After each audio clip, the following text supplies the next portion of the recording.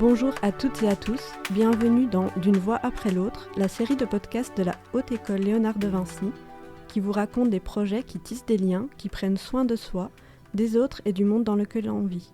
Je suis Magali Vienne, et aujourd'hui nous passons un moment avec Mélissa Snowart et Audrey Desrosiers. Bonjour Mélissa. Bonjour. Bonjour Audrey. Bonjour. Avant de rentrer dans le vif du sujet, dressons rapidement votre portrait. Audrey, vous êtes originaire du Québec, où vous avez d'abord suivi une formation en musique et théâtre avant de vous tourner vers la zoothérapie en 2006. Vous êtes une pionnière dans ce domaine, puisque vous avez créé votre entreprise Au bout du museau, alors que la profession en était encore à ses balbutiements. En 2019, vous avez créé votre propre clinique et, depuis 2020, vous proposez également des spécialisations professionnelles pour les acteurs du milieu de la santé et de l'éducation au Québec, mais aussi en Europe. C'est dans ce cadre que vous intervenez auprès du Centre de formation continue de la Haute École Léonard de Vinci, qui lance en octobre son premier certificat en zoothérapie. Merci. Vous avez également une chaîne de podcast intitulée La Révolution zoothérapeutique, qu'on peut retrouver notamment sur Spotify. Vous avez eu votre propre émission de TV au Québec et vous avez publié un premier livre en 2022 intitulé Au bout du museau, la révolution zoothérapeutique. Vous êtes aujourd'hui en Belgique pour promouvoir votre second ouvrage, Zoothérapie, l'animal, une révolution dans le domaine du soin, écrit à 4 mains avec Mélissa Snowart. Mélissa, vous êtes assistante en psychologie clinique et zoothérapeute. Vous avez obtenu votre diplôme de bachelier à la Haute École Léonard de Vinci en 2014. En 2017, vous êtes partie vous former à la thérapie assistée par l'animal à Montréal, auprès d'Audrey Desrosiers notamment. Vous avez travaillé en tant que pédopsychothérapeute dans des centres PMS avant de vous consacrer à la zoothérapie. En 2021, vous avez créé Anime-moi, où vous proposez des services de zoothérapie en séances individuelles ou de groupe, mais aussi des formations à destination des professionnels du secteur de la santé, de l'éducation et de l'aide aux personnes. Mélissa et Audrey, comment vous êtes-vous rencontrées et comment est née votre collaboration pour l'écriture du livre ? C'était en 2019, lorsque je suis entrée dans la formation en zoothérapie. C'était un institut de formation appliquée en zoothérapie. Audrey Desrosiers, ici présente, était l'enseignante principale. Donc, notre rencontre s'est faite en fait dans un cours ordinaire. Moi, j'étais l'élève, elle était l'enseignante. Et donc, c'est principalement elle qui m'a appris tout ce que je sais aujourd'hui sur la zoothérapie. C'est comme ça que ça a commencé. Si je peux raconter peut-être une petite histoire un peu touchante. Lors du dernier week-end intensif à la ferme pédagogique, on avait un exercice, on devait, avec de l'argile, créer un objet qui représentait notre force en termes de professionnel, futur professionnel, mais forcément, la vie privée puis le professionnel, ça se rejoint, ça se recoupe assez souvent. Donc c'était vraiment l'idée, quelque chose qui nous porte, puis qu'on pouvait installer sur notre bureau pour préparer nos futures interventions de zoothérapie. Et j'ai réfléchi. Bref, j'ai fini par avoir l'idée de la clé. La clé, pour moi, c'était un symbole de... on a tous les clés en soi pour y arriver. Et voilà, il y a une histoire personnelle où Audrey m'a prêté ses clés. Et moi, c'était un symbole très, très fort parce qu'en fait, en Belgique, on est, je pense, plus réticent qu'au Québec. On ne donne pas facilement les clés de chez soi. Et là-bas, il y avait vraiment cette ouverture d'esprit. En tout cas, avec Audrey, j'ai vraiment retrouvé ça. Elle m'a donné ses clés hyper intuitivement. Elle venait de me rencontrer parce que j'avais besoin d'emprunter ces animaux pour faire mes séances de zoothérapie lors de mes stages. J'étais tellement fière d'avoir les clés de la prof en main. C'était vraiment drôle. Et donc, j'ai partagé cette histoire-là en fin de parcours en disant, voilà, tu m'as donné cette confiance-là, je trouve ça très beau. Et puis, j'ai fini par lui dire, j'aurais le goût qu'on soit amis. Et après mon feedback et mon intervention, Audrey prenait toujours un temps pour répondre. Et lors de sa réponse, elle m'a dit, mais oui, on va être amis, c'est OK. Et donc, c'est de là qu'est née notre amitié. Puis, je suis rentrée en Belgique et la suite, vous la connaissez. Et donc, pour conclure la petite histoire touchante, ça en est devenu aussi un tatou qu'on a en commun. Et chaque maison que j'ai habitée depuis, elle a toujours eu mes clés de maison. Parce que c'est un symbole assez fort, je pense aussi, de dire, t'auras toujours un chez toi, peu importe ce qui arrive, n'importe où dans le monde où je serai. Donc, notre lien, dès le départ, était très, très, très fort. Donc, ça a été une rencontre de cœur à la base. Ensuite, Mélissa devait rester au Québec, mais il est arrivé ce truc, le COVID, et donc elle a dû rentrer. Et en fait, on voulait absolument faire quelque chose ensemble. On pensait le faire au Québec. Et j'ai dit, ben allez, on le fait chez toi. Moi, je vais venir, on va le faire. Et voilà, on a commencé notre formation privée et est né le livre. Voilà.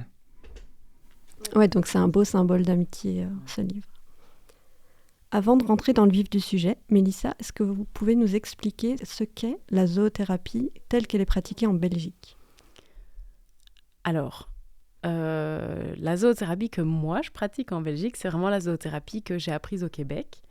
Et donc, c'est de la thérapie assistée par l'animal. L'animal fait partie intégrante de mes séances, de mes interventions. On me nomme souvent psychothérapeute, mais l'idée, c'est que je ne vais jamais seule rencontrer mes patients. L'animal est toujours là. Je prépare toutes mes séances avec l'animal. On utilise beaucoup d'outils, beaucoup de jeux. Il y a toujours des objectifs thérapeutiques concrets qui sont travaillés puis préparés. Ça, c'est vraiment la zoothérapie comme moi je l'ai apprise. L'animal est donc sélectionné en fonction de ce que je vais travailler cette journée-là avec ce patient-là. Ce qu'on connaît plus communément en Belgique, c'est plutôt la médiation animale. Ça, c'est un terme quand même courant depuis plusieurs années. La médiation animale, c'est la présence de l'animal comme média. Donc, l'animal est également là, mais il n'y a pas toujours des objectifs thérapeutiques précis. C'est plutôt une rencontre. L'animal sert à briser l'isolement, sert à rendre plus confortable, à un mieux-être, parce qu'on le sait, en présence d'un animal, il y a déjà des choses physiologiquement qui se passent dans notre corps où on se sent mieux. Donc ça, c'est un fait, c'est scientifique, c'est prouvé.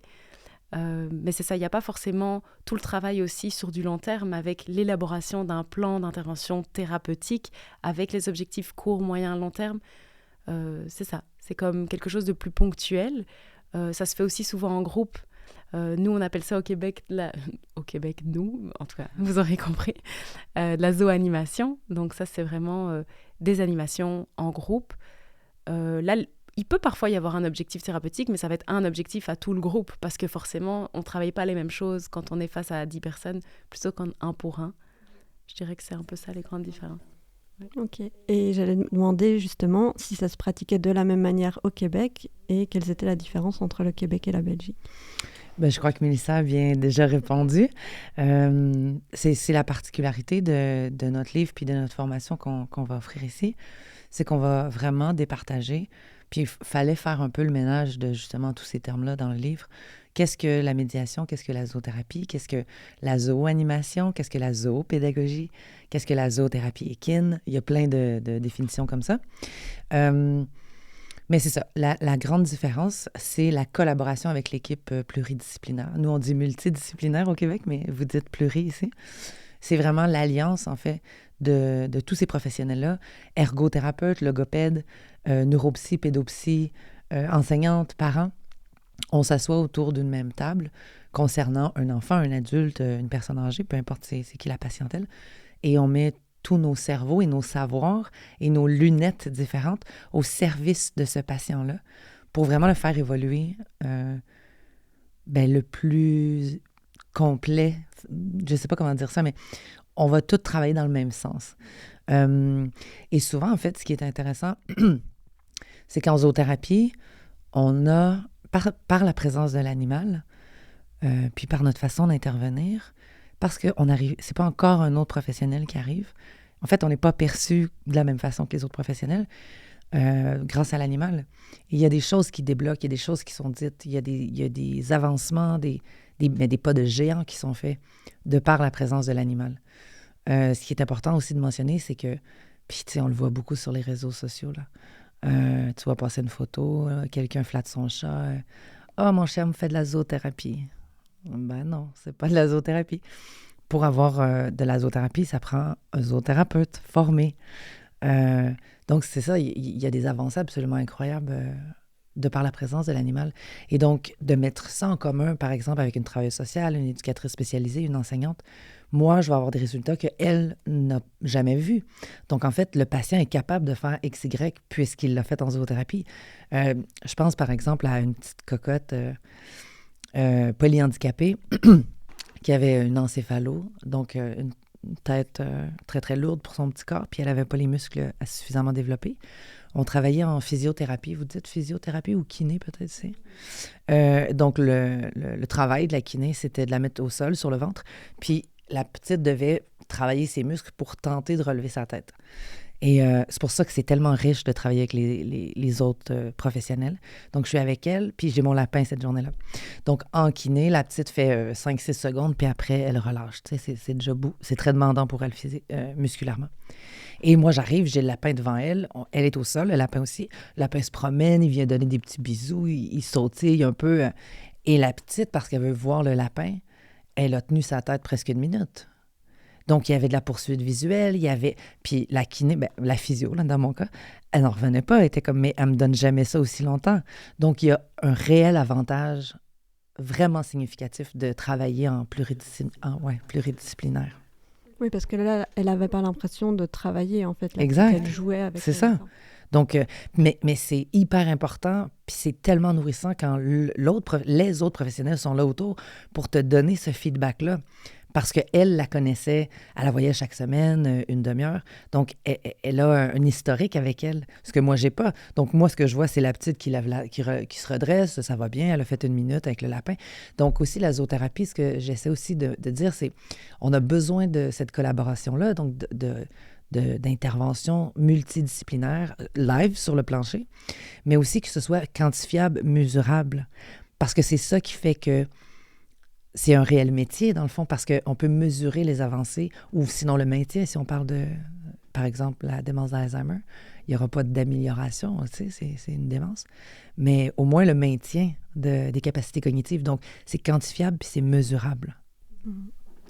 Et Mélissa, en Belgique, tu as l'occasion de déjà travailler aussi avec autant de professionnels, ou c'est pas encore aussi développé qu'au Québec? Non, ça se développe vraiment bien. Moi, j'impose un peu ça quelque part. Donc, quand je reçois de la patientèle, pour la première fois, je réalise ce qu'on appelle l'anamnèse sociale avec le ou les parents ou le demandeur de zoothérapie. Et je demande également que l'enfant soit présent pour aussi raconter comment lui se sent, ce que lui, il aimerait travailler. Je demande toujours s'il y a déjà eu des bilans, comment ça se passe à l'école. Je demande à recevoir le nom de l'école, le nom de l'enseignant. Je demande également à avoir le nom des professionnels, l'autorisation de les contacter, parce que quand je suis face à une difficulté, j'ai besoin de pouvoir collaborer avec ces partenaires-là. Ils connaissent l'enfant depuis souvent plus longtemps que moi, puisque souvent, je ne sais pas si on l'a déjà mentionné, mais la zoothérapie, c'est comme le dernier maillon de l'échelle. Souvent, tout a déjà essayé, tout le monde est désespéré, puis la zoothérapie, on vient chez nous, puis ça fonctionne. Donc c'est assez chouette, mais il y a souvent des intervenants extérieurs. Les parents sont hyper collaborants, bien souvent j'ai l'autorisation, donc ça m'est régulièrement arrivé d'être en contact avec la neuropsy, avec la logo, avec l'enseignante. J'ai aussi cette casquette d'auxiliaire psychopédagogique en PMS, donc le pluridisciplinaire, c'est déjà quelque chose qui me parle et qui fait du sens. Souvent quand on est en train de se questionner autour d'un enfant, ce qui résout vraiment et ce qui permet d'avancer dans la situation, c'est de se mettre tous autour de la table. On va inviter la psy, on va inviter la neuropsy, on va inviter tout le monde et on discute. C'est intéressant parce que parfois, quelqu'un décrit l'enfant et puis ça nous fait, en fait, moi, je ne connais pas du tout cet enfant-là. Mais c'est ça qui est riche, c'est ça qui est intéressant. Et c'est de là qu'on dégage des pistes concrètes de travail. C'est tous ensemble qu'on permet que l'enfant aille mieux. Je parle beaucoup des enfants puisque c'est ma clientèle de prédilection, enfants, adolescents.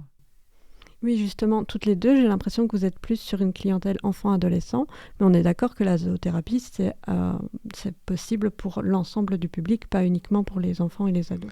En fait, je suis aussi spécialisée en francisation, donc et pour les enfants, mais et pour les adultes aussi. Donc, c'est la ville de Montréal qui me paie pour ça depuis 10 ans. Donc, c'est une clientèle migrantes ou réfugiés qui n'ont ni le français ni l'anglais comme langue ni première ni seconde. Donc, c'est des grands défis. Ils arrivent avec des gros bagages de vie. Donc, la zoothérapie est une façon plus légère, facile, sécurisante parfois d'apprendre le français. Chacun a un rapport différent aussi aux animaux, de par leur parcours, bien sûr. Je travaille aussi avec les femmes en dépression. J'ai travaillé dans un centre de femmes en situation d'itinérance, un problème de consommation, toxicomanie, santé mentale, beaucoup de Premières Nations. J'ai beaucoup mais oui, moi aussi, je suis spécialisée enfants et adolescents. Mais j'ai aussi, depuis 10 ans, une collaboration spéciale avec un centre un centre de gérontologie. On va essayer de faire cette recherche-là parce qu'il n'y a pas beaucoup de recherches en français sur la zoothérapie. Il y en a pléthore en anglais. Mais après, pour faire les recherches, ça prend les fonds. Donc, on est à l'étape de la recherche de fonds. Mais pour justement la démence d'Alzheimer soutenue en zoothérapie, parce que ça fait vraiment des merveilles, en fait. Mon public, à la base, mon tout premier public, c'était le langage, mais le polyhandicap sévère, donc et moteur et cognitif. Donc, je pense qu'ici, vous avez surtout connu avec le TSA, avec les enfants autistes. Puis c'est souvent les enfants. Mon point, c'est le constat, en fait, que je fais au Québec. C'est peut-être le même constat qu'on a ici. C'est mignon, les enfants. Il y a beaucoup de budget pour les enfants. Mais souvent, selon le diagnostic, à partir de 18 ans ou 21 ans, ils tombent un peu dans une espèce de trou noir, j'appelle, parce qu'on s'est assuré de les faire fonctionner dans une structure, dans un cadre, de les rendre le plus fonctionnel possible. Mais en fait, à 21 ans, on te retourne chez toi, les parents sont démunis, il n'y a pas de ressources, il n'arrive plus rien. Donc, si tu n'es pas apte à aller sur un plateau de travail, nous, c'est comme ça qu'on appelle ça, mais vous savez, quand tu as trisomie 21, déficience intellectuelle légère ou TSA, tu peux aller travailler, un travail adapté. Il y a des structures qui ont des financements pour les engager. Donc, si tu n'es pas apte à aller là, ben en fait, tu es confiné chez toi. Donc, c'est un peu dommage. Donc, il y a cette espèce de gap-là vers lequel je veux un peu m'adresser parce que les besoins continuent. Ils ont besoin de continuer d'être stimulés, de continuer de travailler des choses. Donc, mais oui, ça s'adresse à vraiment une très, très large clientèle. Et donc, si je comprends bien, dans le suivi zoothérapeutique, il y a toujours au moins 3 acteurs. Il y a le thérapeute, il y a le bénéficiaire et il y a l'animal. Comment vous faites pour vous assurer du bien-être de l'animal, qui soit vraiment considéré comme un partenaire et pas juste comme un outil de travail? C'est une très bonne question. C'est essentiel de veiller au bien-être des animaux. Récemment, j'ai réalisé que c'est pas juste le bien-être animal, parce que c'est un peu comme la bienveillance. C'est un mot qui veut tout et rien dire. On peut mettre plein de choses dedans. C'est vraiment veiller à répondre aux besoins de nos partenaires et donc de nos animaux, autant qu'on veillerait à répondre à nos propres besoins. On dit souvent, pour être un bon psychothérapeute ou un psychologue, il faut avoir soi-même un suivi, pouvoir se faire aider, se faire guider, connaître ses limites, ses besoins, qu'est-ce qui nous déclenche. Mais quelque part, que nous, on connaisse les besoins de l'animal, qu'on le laisse être un animal avant tout, à son état naturel, c'est essentiel pour nous. Il y a souvent une confusion qui se fait entre des animaux de zoothérapie ou des animaux d'assistance. Les animaux d'assistance, voilà, je ne m'y connais pas plus que ça en termes d'éducation, mais je pense qu'il y a tout un protocole à suivre et on demande à l'animal de ne pas avoir certains comportements pour pouvoir répondre au mieux aux besoins de son maître, qui a des besoins comme par exemple les personnes qui ne voient plus, les personnes aveugles. Mais donc ici, on insiste vraiment sur le fait que non, nous, l'animal, on le veut dans son entier, on le veut dans sa personnalité, dans son côté joueur, dans son côté fatigué, on aime tout de l'animal. Mais par contre, c'est sûr qu'on ne peut pas choisir n'importe qui. Tous les animaux ne sont pas forcément de bons candidats à la zoothérapie. Je pense par exemple, l'exemple le plus classique, c'est un animal qui, de par sa génétique ou de par certains traumatismes, est super méfiant de l'être humain, n'a pas envie de venir près de l'humain, n'a pas envie de se faire caresser par l'humain. Évidemment, on ne va pas le mettre sur les genoux d'une personne âgée puis le forcer à se faire flatter, ce serait de la maltraitance. Mais par contre, il y a tout le travail de désensibilisation. Donc c'est ça, un animal n'est pas éduqué comme un chien d'assistance à certains comportements types, mais va être désensibilisé. Donc l'idée, c'est vraiment de le rendre calme, serein, déstressé face à toute situation et toute stimulation. Donc je pense par exemple à un gros bruit qui survient auquel on ne s'attend pas. Même nous, on peut parfois être saisis. L'idée, c'est que l'animal, malgré un bruit ou quelque chose qui bouge ou quelqu'un qui toque à la porte, il soit toujours serein et confortable et que ça ne soit pas chaque fois un événement stressant pour lui. On veut vraiment que l'animal ait du plaisir dans la zoothérapie. Et moi, ce que j'observe avec mes 2 lapins et mon chien, c'est qu'ils adorent venir avec moi. Mais c'est ça, quand le chien a besoin d'une pause, quand le lapin a besoin d'aller s'isoler, de retrouver son compagnon, tout ça, c'est possible. Donc, j'installe ma salle, c'est toute une préparation, la zoothérapie. On vient avec aussi la litière du lapin, on vient avec le transporteur, la couverture du chien, on vient avec les os, on vient avec les balles, parce que le chien a besoin de se détendre, d'avoir des jeux de stimulation entre les séances. Il faut prévoir ce temps de latence entre les patients. Faut aussi penser aux balades, avant, pendant, après. En tout cas, il y a toute une gestion autour de ça, mais c'est vraiment essentiel. Et donc, nous, par exemple, dans nos formations, on a vraiment un point d'honneur à former les gens avec une bonne base concrète de connaissance de l'éthologie de l'animal. D'ailleurs, il y a David Bertrand cette année qui nous rejoint pour le certificat officiel, qui est éthologue de formation et qui connaît un tas de choses sur les animaux, qui va pouvoir vraiment donner ça en plus par rapport à des animaux que nous, on ne connaît pas forcément, avec lesquels on ne travaille pas, mais qui sont des partenaires potentiels. Donc c'est ça, connaître... Par exemple, aussi un exemple très concret, que ce soit les lapins ou les chevaux, ce sont des animaux grégaires. Ça veut dire que c'est des animaux qui ont besoin de leurs compagnons pour être heureux, pour répondre à leurs besoins, pour se réassurer. Donc en fait, on ne s'en rend pas compte parce qu'en animalerie, on vend des cages et on vend des lapins seuls. C'est tout à fait autorisé. Je fais juste une parenthèse qu'au Québec, c'est rendu illégal depuis plusieurs années de vendre des animaux en animalerie. Ouais. Et je pense même qu'on ne peut plus acheter un seul lapin, il faut en acheter 2. Mais c'est essentiel. Et en fait, toutes ces infos-là, on ne les communique pas. Voilà, il y a peut-être d'autres raisons dans la société actuelle. On ne va pas s'étendre là-dessus. Mais donc, c'est ça. C'est important de savoir ça. Non, en fait, les lapins ne vivent pas en cage. Les lapins qui vivent en cage, ils développent des troubles du comportement. Ils deviennent agressifs. Autour de vous, demandez qui n'a pas été mordu par un lapin. Mais je vous assure, quand vos lapins vivent en répondant à leurs besoins, en semi-liberté, en liberté avec un compagnon, en ayant des friandises, de la douceur et qui sont manipulées régulièrement, j'ai jamais un de mes lapins qui m'a mordu. C'est jamais arrivé en plusieurs années. Donc, ouais, c'est important de répondre aux besoins et de veiller à leur bien-être.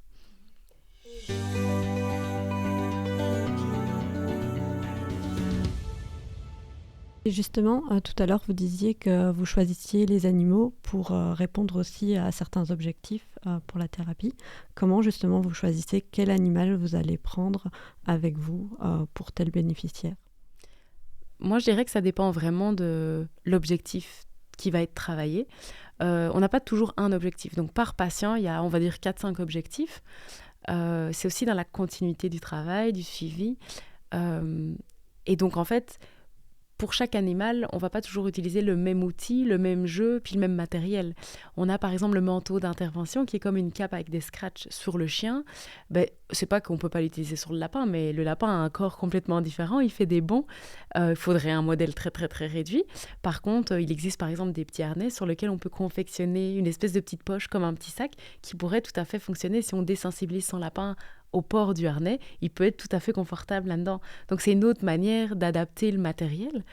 On prend aussi les comportements de l'animal au naturel. Les lapins, ils sont curieux, ils se mettent sur leurs 2 pattes arrière, ils vont sentir, ils vont être curieux. Donc, avec un lapin, j'amène une corde, j'amène des pinces à linge, je mets le matériel. Je travaille beaucoup les difficultés d'endormissement, les rituels avant d'aller faire dodo, parce que c'est quelque chose qui se retrouve beaucoup dans ma patientèle. Et donc, j'ai un outil qui s'appelle Oli Lewis City ou kit de discussion bien-être pour aller au lit. Et donc, je sélectionne évidemment, j'amène juste pas le jeu comme ça, je sélectionne les cartes parce que j'ai déjà ciblé qu'est-ce que l'enfant pourrait avoir du mal à travailler ou aurait besoin de travailler ou va comme adhérer à ce que je propose. Donc voilà, il y a vraiment toute une stratégie derrière ça. Je sélectionne les cartes, je mets la pince à linge et je mets des friandises différentes pour le lapin. Donc le lapin va venir naturellement sélectionner la carte avec la friandise. En fait, clairement, il ne sait pas lire le lapin, mais il sélectionne la friandise. Oh, le lapin choisit ça. Tiens, est-ce que toi tu te reconnais à travers ça ? Est-ce qu'on essaye ? Viens, on le fait ensemble. Viens, on prend le lapin sur nous, on va le faire avec le lapin. Donc, en fonction de ce que je prépare, le lapin va être intégré automatiquement, pas automatiquement, mais de façon permanente, je vais dire, dans la séance. Au contraire, si j'ai besoin qu'on travaille l'impulsivité chez un enfant qui souffre d'un trouble déficitaire de l'attention avec hyperactivité, je vais choisir mon chien qui est très, très, très énergique et qui peut vraiment faire un vrai effet miroir avec cette clientèle-là, mais qui peut aussi, quand on lui dit stop, respecter la bulle, s'arrêter, on doit attendre, mais le chien est tout aussi impatient que l'enfant. Donc, il faut d'abord arriver à dire au chien, puis en tout cas, les enfants sont capables d'attendre, de respecter les consignes.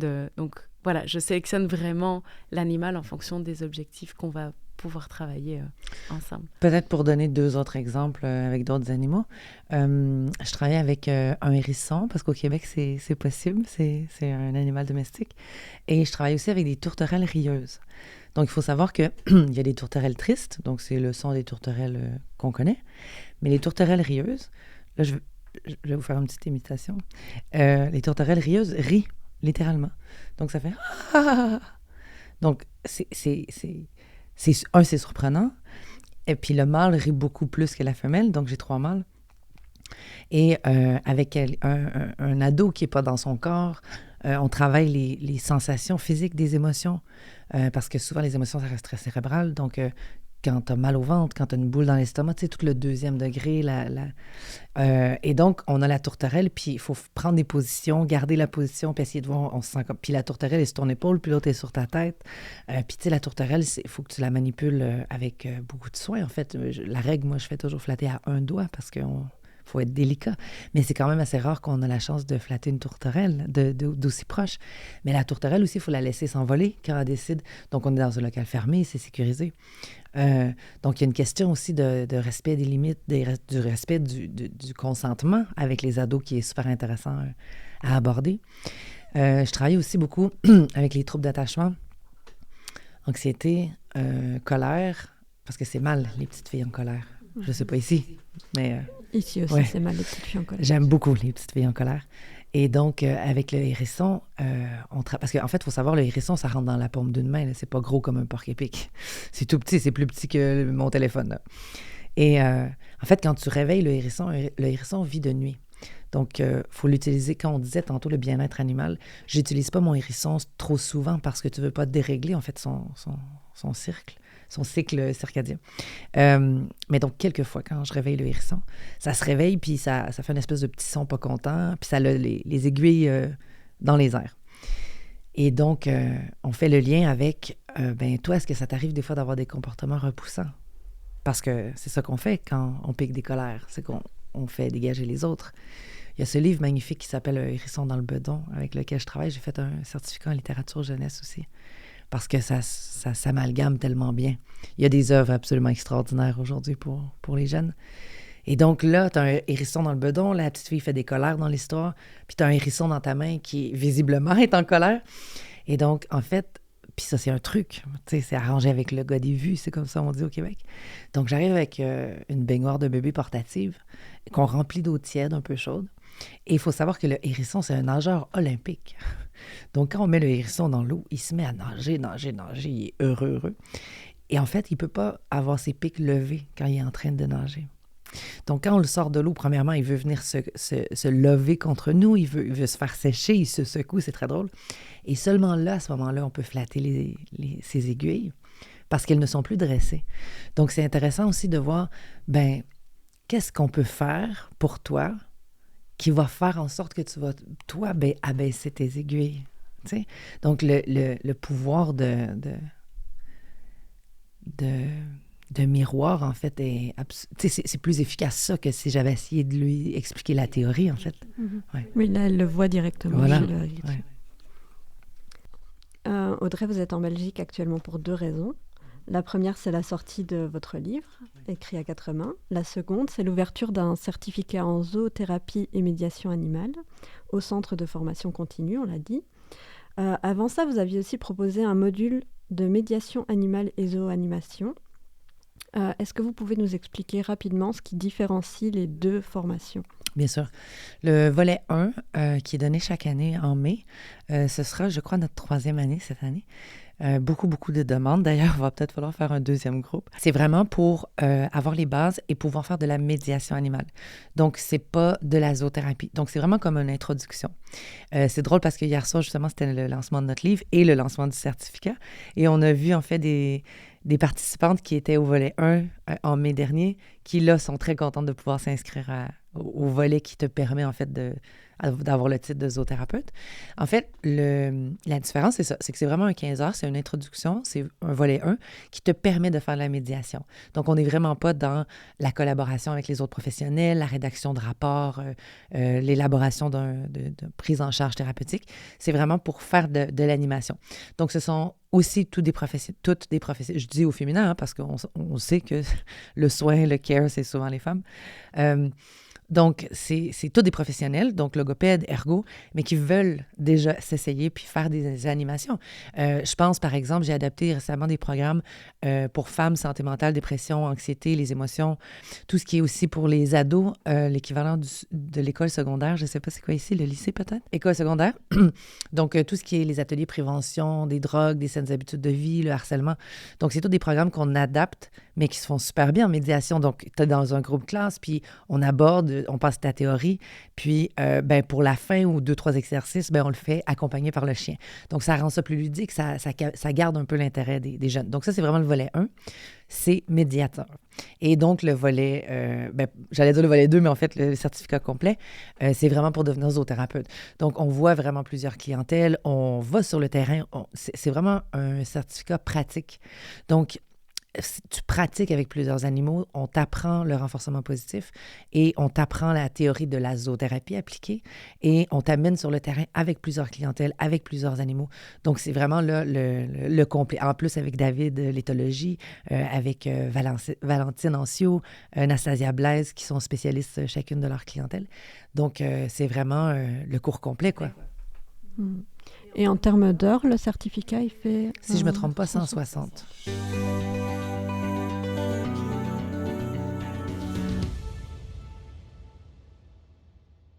Donc, vous vous êtes rencontrés, on a dit, au Québec. Et avant d'écrire le livre, vous aviez d'abord lancé d'autres formations, notamment en privé. Est-ce que vous pouvez un petit peu nous en parler? Oui, donc c'est né d'une rencontre avec Véronique Enz, je ne sais jamais comment on dit, Engens, une psychologue du côté de Liège, qui entend mon parcours à la pause d'une formation sur la communication intuitive. On ne va pas en parler ici, ce n'est pas la zoothérapie. Et elle vient me trouver en disant « Waouh, mais si tu nous ramènes ce que tu as appris au Québec, moi, je m'inscris à ta formation. » Mais moi, je n'ai jamais enseigné toute ma vie, donc c'était un peu surprenant comme question puis comme intention. Mais ça a mis une petite graine quand même, ça a planté la graine. En fait... c'est ça, j'avais entendu parler de certaines formations en zoothérapie en Belgique, mais qui correspondent pas forcément à ce que j'ai appris au Québec, qui sont pas toujours respectueuses non plus du bien-être animal. Donc moi, quand elle m'a raconté certaines choses de son expérience à elle, elle me dit, ce que toi t'as appris, c'est ça qui me parle, c'est les valeurs que je veux retrouver. Et donc j'en parle avec mon amie Audrey, je dis comment est-ce qu'on pourrait faire, qu'est-ce qu'on fait, c'est intéressant ce qu'elle me dit là, Véronique. Puis Audrey, ça va toujours vite les idées, il faut pas 5 secondes. Et donc elle me dit on va le faire et puis je vais venir, ça va être plus simple. Donc chaque année, je vais venir 1 ou 2 fois par an, puis on va organiser la formation. C'est comme ça qu'est née notre formation. En fait, moi, depuis 10 ans, j'offre une spécialisation aux professionnels parce que ça m'était demandé, j'enseignais donc dans des instituts privés. Mais les professionnels du milieu, depuis 10 ans, me disaient « Audrey, il faut que tu développes une spécialisation pour nous. » Donc, c'est ce que je fais depuis 10 ans au Québec, donc 2 fois par année. Donc, j'ai dit à Mélissa, oui, on l'a déjà, la formation. Donc, parce que la zoothérapie est un petit peu plus au début de l'émergence ici. Donc, on a réfléchi ensemble une formation plus complète, plus longue. La différence peut-être entre la formation de Vinci diplômante et notre formation privée. Notre formation privée est plus condensée parce qu'il y en a qui veulent faire ça plus rapidement. Autant en Belgique qu'au Québec, un diplôme, le nôtre ou celui, il n'est pas mieux qu'un autre. Ça fait 30 ans qu'il y a de la zoothérapie au Québec. Il y a plusieurs écoles privées. Il y a aussi quelques formations reconnues par le gouvernement. Le point qui est hyper important, ce sur quoi il faut vraiment travailler, c'est d'avoir un diplôme, peu importe c'est lequel, mais au moins d'avoir été formé. Idéalement, de la meilleure école, mais d'avoir été formé puis d'avoir des assurances de travail. Ça va vraiment mettre les bonnes bases pour la profession. Et donc, on est très heureuse. On a des hyper beaux groupes, des belles clientèles. Donc, voilà. Donc, chaque année, j'ai le bonheur de venir faire ça. Et alors, vous avez aussi sorti un livre. qui sort là tout juste en Belgique la semaine prochaine, c'est ça?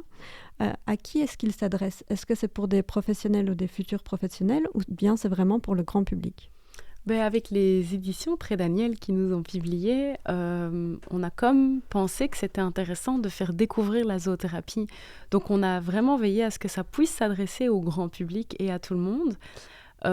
Mais je veux dire, c'est quand même important pour nous de sensibiliser les professionnels.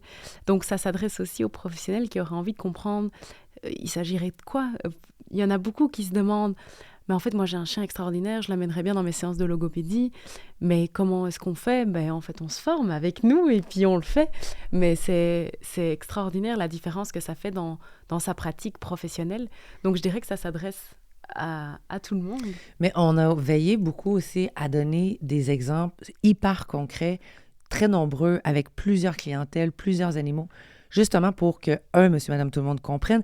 Parce qu'en fait, ce qui est un peu frustrant, c'est que les gens pensent que la zoothérapie, c'est flatter un chien, lancer une balle, puis ça va aller mieux. Ben non, c'est pas ça du tout. Donc, et Mélissa et moi, on a veillé à bien vulgariser. Par exemple, si on travaille le langage, par exemple, si on travaille l'anxiété, par exemple, si on travaille en réadaptation, par exemple. Donc, il y a vraiment des exemples concrets. On a mis beaucoup d'images. On a été choyés, on s'est battu un peu pour avoir nos images en couleur. Donc, le livre est très beau. C'est simple d'approche, mais en même temps, c'est clair. Et monsieur, madame, tout le monde vont s'y retrouver, les amoureux des animaux, mais les professionnels vont pouvoir faire comme « OK, j'y vais, oui. » Merci à toutes les deux d'avoir pris le temps de répondre à nos questions et d'avoir permis aux auditrices et aux auditeurs de découvrir la zoothérapie. Pour conclure cet épisode, nous avons demandé de choisir une citation qui pourrait résumer notre conversation. On va les découvrir ensemble. Audrey, vous avez choisi une citation de Marc Bekoff. Peut-être que vous pouvez nous expliquer qui il est. Donc, Marc Bekoff est un spécialiste mondial de comportement animal. Il a travaillé aussi avec Jane Goodall, qu'on connaît bien sûr. Donc, c'est un biologiste aussi. Et j'adore, en fait, son approche de l'animal, du bien-être. De réfléchir à ça, c'est vraiment une valeur qui est chère pour nous. C'est très drôle parce qu'en fait, sans se consulter, moi, j'ai choisi une citation sur le bien-être animal, puis Mélissa plus psycho. Et donc, normalement, c'est l'inverse, donc c'est amusant. Donc, je la trouve pertinente, nuancée. J'aime beaucoup leur travail. Oui. Quand les animaux expriment leurs sentiments, ils les expriment comme l'eau qui coule d'un bec. Les émotions des animaux sont brutes, non filtrées et incontrôlables. Leur joie est la plus pure et la plus contagieuse des joies, et leur chagrin le plus profond et le plus dévastateur. Leur passion nous met à genoux, de joie comme de tristesse. Merci Audrey. Mélissa, on va peut-être alors vous laisser lire votre citation qui est de Boris Levinson. Vous pouvez aussi nous expliquer un peu qui il est. Oui, Boris Levinson, c'est un psychologue américain qui a été un peu le précurseur dans le monde de la zoothérapie. En 1953, il a découvert accidentellement, c'est ça qu'on dit souvent de lui, les bienfaits de la présence d'un animal, c'était son chien dans son cas, auprès d'un enfant autiste. Donc c'est ça, c'est quelqu'un qui a vraiment découvert les bienfaits et qui a commencé les recherches, commencé à intégrer l'animal auprès de ses patients. J'imagine qu'à l'époque, on ne parlait pas encore de zoothérapie, mais c'est grâce à lui que les portes se sont ouvertes, donc on le remercie. Et donc j'ai choisi une citation qui se trouve en fait sur mon site internet qui me parlait beaucoup. L'animal ne se nourrit pas d'attentes idéalisées envers les humains, il les accepte pour ce qu'ils sont et non pas pour ce qu'ils devraient être. Merci à toutes et tous de nous avoir écoutés. Merci à vous, Mélissa et Audrey, pour cet agréable moment d'échange. Toutes les sources ou infos pratiques dont nous avons parlé sont disponibles en description. Nous nous retrouvons dans un prochain épisode. Aidez-nous à faire connaître les voix de Vinci en partageant ce podcast.